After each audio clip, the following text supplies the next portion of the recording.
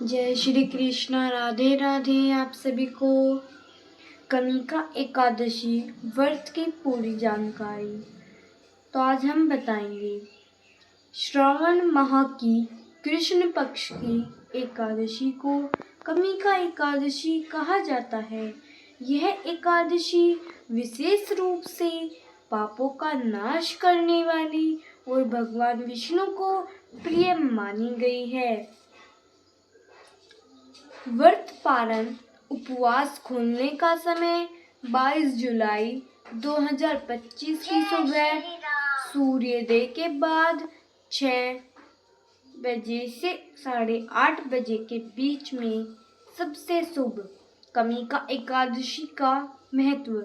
इस व्रत को करने से पितृदोष और पूर्व जन्म के पाप समाप्त होते हैं। इस दिन भगवान श्री हरि विष्णु की पूजा करने से अश्वमेध यज्ञ के बराबर पुण्य प्राप्त होता है। यह एकादशी व्रत मोक्ष देने वाली मानी गई है। व्रत की तैयारी कब और कैसे। व्रत की सुबह कितने बजे उठें? ब्रह्म मुहूर्त में उठे यानी 4 बजे से 5 बजे के बीच में। मंदिर की साफ सफाई और ठाकुर जी का स्नान। घर के मंदिर और आसपास की जगह को साफ करें। शुद्ध जल में गंगा जल मिलाकर मंदिर में छिड़के। लड्डू गोपाल या श्री हरि विष्णु जी को गंगा जल, दूध, दही, शहद, घी और शक्कर से स्नान कराए। पंचामृत। स्नान के बाद चंदन और फूलों से श्रृंगार करें। तुलसी दल अर्पण करना बहुत शुभ माना जाता है। पीले वस्त्र पहनाएं या सफेद वस्त्र भी चलेगा। व्रत में क्या खाएं? यदि आप निर्जला व्रत कर रहे हैं तो जल भी नहीं पिएंगे, केवल भगवान की कृपा से। यदि आप फलाहार व्रत कर रहे हैं तो आप ये चीजें ले सकते हैं: फल, सेब, केला, अनार, पपीता, मखाना, साबूदाना खिचड़ी, समा के चावल, चंदन नमक का उपयोग करें। मूंगफली, दूध, दही। व्रत में क्या ना खाएं? अनाज, गेहूं, चावल आदि। नमक सामान्य नमक नहीं, केवल सादा नमक चलेगा। प्याज और लहसुन। अधिक सोना या क्रोध करना भी व्रत को दूषित करता है। व्रत कैसे खोले? पारण विधि।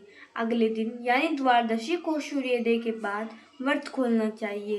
पारण का समय 6 बजे से 8:30 बजे के बीच में। 22 जुलाई। व्रत को खोलने से पहले भगवान को भोग लगाकर और तुलसी जल चढ़ाकर प्रसाद ग्रहण करें। कनिका एकादशी व्रत कथा।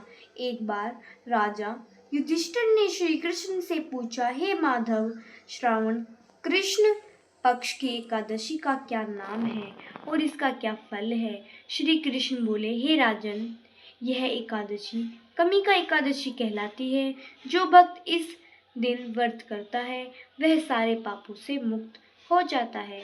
जो तुलसी पत्र से भगवान की पूजा करता है वह गंगा स्नान का फल पाता है। इस दिन जो दीपक जलाता है वह यमलोक के बच जाता है और विष्णु लोक को प्राप्त होता है। विशेष बातें।